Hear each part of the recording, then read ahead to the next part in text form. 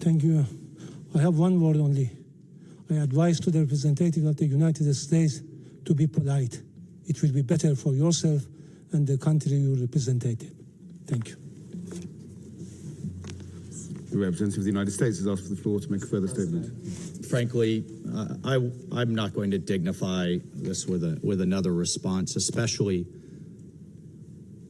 as this representative sits here in this body representing a regime that has killed tens of thousands of its own people and imprisoned many more simply for wanting freedom from your tyranny. Thank you, Mr. President. Okay. There are no more names inscribed on the list of speakers. While deliberately attacking civilian populated areas in multiple large cities of Iran where millions of people reside. As a result of this brutal armed attack, hundreds of civilians have been killed and injured. The aggression and atrocious crime of the United States regime and the Israeli regime and the deliberate and persistent targeting of civilian infrastructure are going. In addition to the numerous civilian residential buildings, the aggressors have also targeted a school in the city of Minab, Hormozgan province, killing more than 100 children. The number of innocent civilians continues to rise. This is not only an act of aggression, it is a war crime and a crime against humanity. Yet today, once again, the representative of the United States, through a regrettable pattern, has attempted to distort facts and rely on misinformation to justify the blatant aggression of the United States and Israel against my country. The facts, however, are unequivocal. The justification advanced by the representative of the United States today are illegal and entirely devoid of legal foundation. The baseless allegation invoked to defend this unlawful use of force have no standing under international law. The invocation of preemptive attack claims of imminent threats or other substantiated political claims cannot legitimize aggression. Such claims are unfounded legally, morally, and politically, and they contradicted the clear principles of the Charter of the United Nations. I also categorically reject the assertion made by the representative of France, the United Kingdom, and certain other Western members regarding Iran's peaceful nuclear program. These claims lack a factual and legal basis. Mr. President, distinguished colleagues, the President of the United States and the Prime Minister of the Israeli regime have openly claimed responsibility for this act of aggression and have explicitly articulated regime change as their objective, an unmistakable admission of their intent to violate Iran's sovereignty and territorial integrity. The President of the United States has falsely described this aggression as necessary to neutralize an imminent threat to the American people. This is nothing more than a deliberate attempt to mislead the international community and the U.S. public opinion and manufacture consent for unlawful war. Similarly, the representative of the United States has cynically sought to mislead this council, yet history provides ample documentation that the foreign policy of the United States has repeatedly relied on unlawful force, covert intervention, and political manipulation to alter the governments of other member states. This record is well established. The reality is clear and undeniable. What is taking place today against my country by the United States and the terrorist regime of Israel is a blatant act of aggression, a full-fledged violation of international law. No justification, no accusation, no narrative of disinformation can legitimize or excuse this manifest crime and aggression. Mr. President, we have communicated on several occasions with this Council and the Secretary General about warmongering statements and interfering actions in the internal affairs of Iran by the President of the US in a blatant violation of the UN Charter and international law, and called for the Council action. Regrettably, all were unanswered.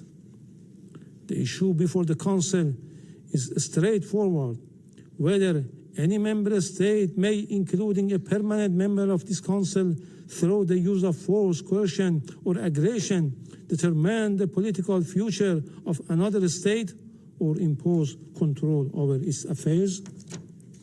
International law and the Charter are explicit on them. Against this backdrop, I would like to make the following points. 1. What is occurring against my country is a clear act of aggression. It is an open armed aggression against the Islamic Republic of Iran. The United States and Israel war today is not merely a war against Iran. It is a war against the Charter of the United Nations, a war against international law, and a war against the international legal order upon which the United Nations and the Security Council have been built for over 8 decades. As the Charter affirms, the United Nations was established to save succeeding generations from a scourge of war. The Charter, adopted in 1945, is founded upon this fundamental principle. Members shall refrain from threat or use of force in international relations. The sole exception is the inherent right of self-defense under Article 51, and only in the event of an armed attack. The military aggression carried out by the United States and Israel satisfies none of the criteria of lawful self-defense. Accordingly, the action of the United States and Israel constitute a manifest violation of Article 2, a peremptory norms and a fundamental principle of international law accepted by all member states. Neither the Charter nor international law recognize internal matters of states as justification for the use of force by other states. Were this otherwise, no international legal order could endure. The rule of law would be replaced by the rule of force. 2. In responding to aggression and large-scale war, the Islamic Republic of Iran is exercising its inherent and lawful right of self-defense under Article 51 of the Charter of the United Nations. The armed forces of the Islamic Republic of Iran are utilizing all the necessary defensive capabilities and means to confront this criminal aggression and deter the hostile acts. Consequently, all bases, facilities, and assets of the hostile forces in the region shall be regarded as legitimate military objective within the framework of Iran's lawful exercise of self-defense. Iran will continue to exercise its right of self-defense decisively and without hesitation until the aggression ceases in full and unequivocal terms. 3. Iran remains firmly committed to respecting the sovereignty and territorial integrity of its neighboring countries. Under no circumstances will we target the sovereignty, people, or interests of our neighboring countries in the Persian Gulf. Our legitimate response have been directed solely and exclusively at the bases and assets of the hostile government of the United States that operate beyond the control of the host states. Priority has been given to the targets that diminish the aggressor capability and capacity to continue its malign actions. We had previously and formally conveyed this warning to the Secretary General and the Security Council. 4. Despite continuous U.S. hostile policy, we were sincerely and seriously pursuing the path of diplomacy and dialogue to reach a just, fair, and sustainable agreement.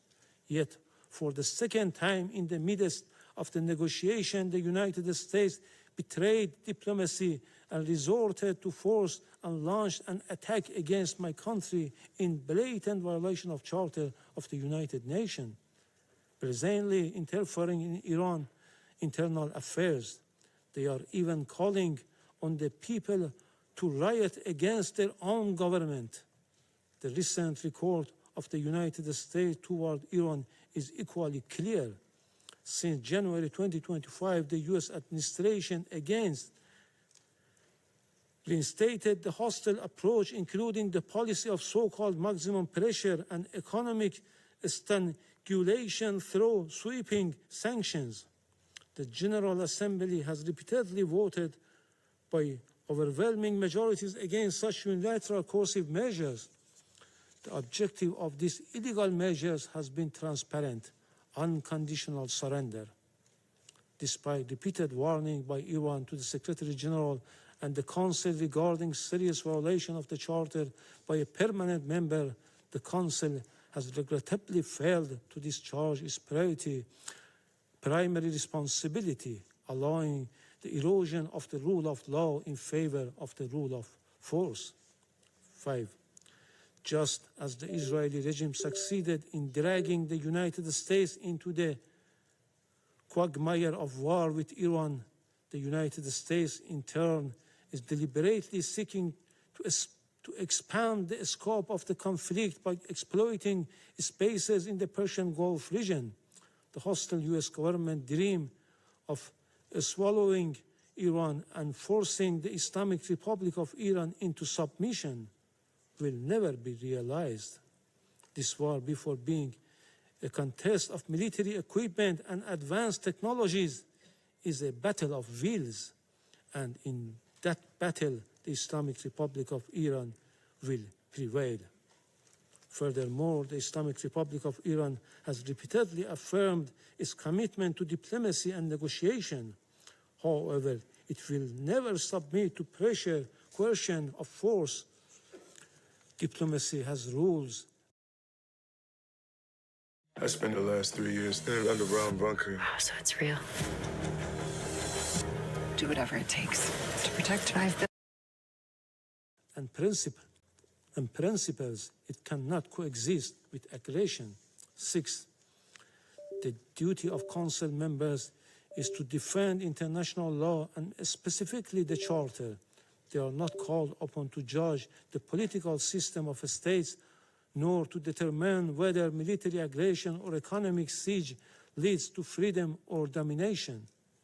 Expression of concerns and empty condemnation are not sufficient. The Council must act. Pursuant to Article 39 of the Charter, the Security Council must immediately determine the United States and Israeli regime have committed an act of aggression and demand the immediate cessation of its unlawful use of force, including any explicit or implicit threats against Iran, and require binding assurance of non-repetition. Affirm that the United States and Israeli regime bear full international responsibility for all materials and moral damage inflicted upon the infrastructure and facilities of the Islamic Republic of Iran and are obligated to provide full reparation. Let me conclude, Mr. President, with a simple and undeniable truth. Israel and the United States have attacked Iran. They have violated international law and the Charter of the United Nations. They must be held accountable. So long as this aggression continues, Iran will continue to exercise its inherent right of self-defense firmly, proportionately, and without hesitation until the aggression ends. The Security Council must act now and stop this act of aggression immediately. Silence is complicity in this crime. I thank you. I thank the representative of the Islamic Republic of Iran for the statement, and I give the floor to the representative of Israel. Mr. President, for 47 years, the Islamic regime in Iran has led crowds in chanting, March Bar Israel, March Bar America. Mr. Iravani, do you want to translate these chants? Your leaders have been chanting it for years in public events, in your parliament. March bar Israel, March bar America. They mean death to Israel, death to America. Israeli and American flags were painted on roads so they could be trampled. Our flags were burned in public squares. This is not the anger of a radical fringe. It is state-sanctioned hatred. And while those March bar chants echoed, uranium was enriched, centrifuges span, missiles were built, facilities were buried deep underground. It was never just empty rhetoric. It was preparation for action. But today, alongside our ally, the United States, we act to stop it. Israel stands before you today, having acted with the United States to confront and stop an existential threat before it became irreversible. The operation targets nuclear infrastructure, ballistic missile sites, the machinery of repression that fuels terror across our region. We did not act of impulse. We did not act of aggression. We acted out of necessity because the Iranian regime left no reasonable alternative. This joint effort will continue for as long as the threat remains. We thank President Trump and acknowledge the close cooperation between Israel and the US, which has brought the alliance between our countries to an all-time high in peace and in war. Let us be clear about what we are confronting. This regime has built nuclear weapons in blatant disregard of international law and UN resolutions. It has brutally murdered its own citizens and crushed dissent. It's happened now as we speak in cities in Iran.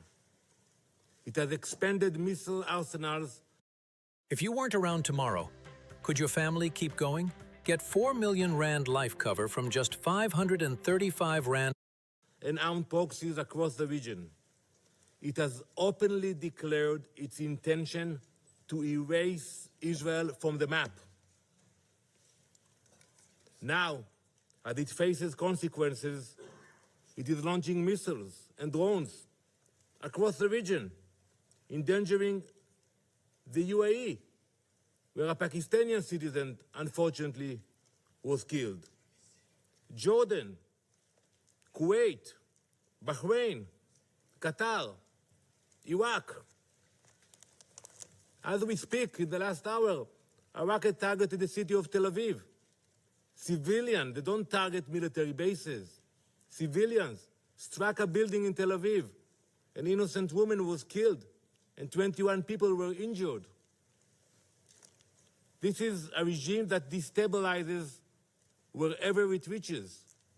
It spreads violence outward while crushing freedom at home. It is not reacting. It is expanding. It is a machinery of radicalism that does not recognize borders. Mr. President, diplomacy was exhausted. Iran was required to stop enriching uranium, stop heavy water projects, stop developing nuclear-capable missiles, and allow full inspections. Iran did none of it. Instead, it fortified its nuclear facilities so we cannot get to them, accelerated missile production, and continued to fund terror. Since the last operation in the summer, they spent billions on the proxies. The resolutions were clear. The strategy was just as clear. Delay, delay, delay. But we will not be played. And it's simple what they were planning. They were building the means to corner us, to force an irreversible reality with our backs against the wall. That is not a future Israel will accept. No responsible nation should. This operation is guided by clear objectives: eliminate immediate threats, dismantle the nuclear program, destroy its ballistic missile production, neutralize naval threats, break the proxy network that destabilizes the region. The operation was carried out in order to protect the people of Israel within the framework of the ongoing armed conflict between Israel and Iran, in line with the UN Charter and in accordance with international law. Our forces stand ready to stop extremism armed with nuclear weapons. To the soldiers of the IDF, our boys and girls, my son, my daughter, we salute you. You stand like lions defending our people. An entire nation stands behind you. We have heard the condemnation from few member states, from the Secretary General, but we all know that escalation did not begin today. It began when Iran armed proxies and exported terror, expanded missiles and drones, advanced its nuclear program in violation of its commitments, turned on its own people, beating, imprisoning, executing. Where was the outrage of the UN? Where were the consequences? Now, Israel acts to prevent an irreversible threat, and the condemnation is immediate. This is the definition of hypocrisy. Some call this aggression. We call it necessity. We call it survival. Mr. President, history has taught us never to ignore those who openly call for our destruction. When a regime says it will destroy Israel, when it chants death to Israel, when it promises to wipe Haifa and Tel Aviv To make a further statement. Ridiculous.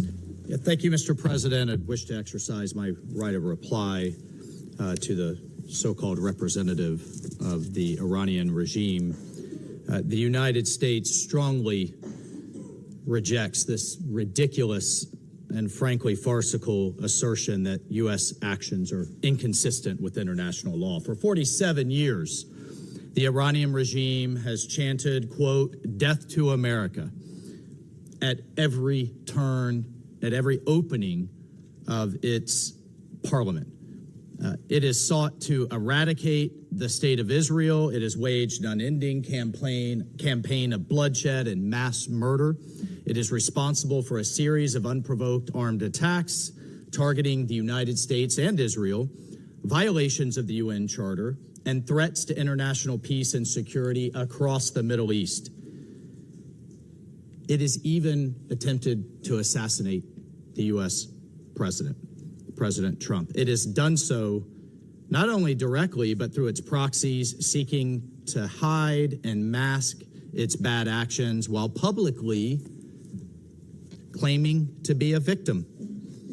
Iran's menacing activities directly endanger the United States, our troops, our bases overseas, our partners, our allies around the world. The United States has made every effort to negotiate a peaceful resolution of this conflict with Iran. But Iran has failed to take that opportunity. So in close coordination with the government of Israel, the United States has taken lawful actions to address these threats in line with Article 51 of the Charter of the United Nations. And Mr. President, I'll just say on a final note, you know who is not complaining tonight? You know who is not citing the vagaries of international law? You know who is celebrating in the streets around the world? The Iranian people. Mr. President, maybe, perhaps just maybe, they will finally be free. I thank you. I thank the representative of the United States for the statement. The representative of Bahrain has also asked for the floor to make a further statement. I give them the floor. شكرا سيد الرئيس وعضو. Thank you, Mr. President. I apologize for taking the floor once again. I would like to reread a paragraph from the statement of the GCC countries, Jordan and Syria. Accurately, it is as follows, and I quote, "As we have pointed out in the letter addressed to you today, a number of Iranian missile attacks have targeted today the UAE, the Kingdom of Saudi Arabia, the State of Qatar, the State of Kuwait, and my country, the Kingdom of Bahrain, and the Hashemite Kingdom of Jordan, and the Syrian Arab Republic in a flagrant violation of the sovereignty and territorial integrity of these countries." I thank you.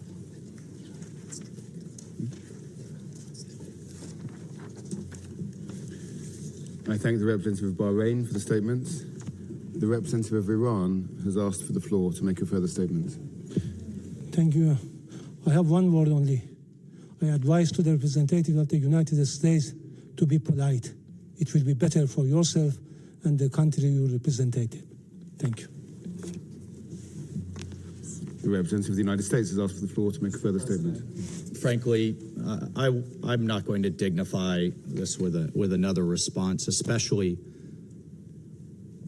as this representative sits here in this body representing a regime that has killed tens of thousands of its own people and imprisoned many more simply for wanting freedom from your tyranny. Thank you, Mr. President. Okay. There are no more names inscribed on the list of speakers.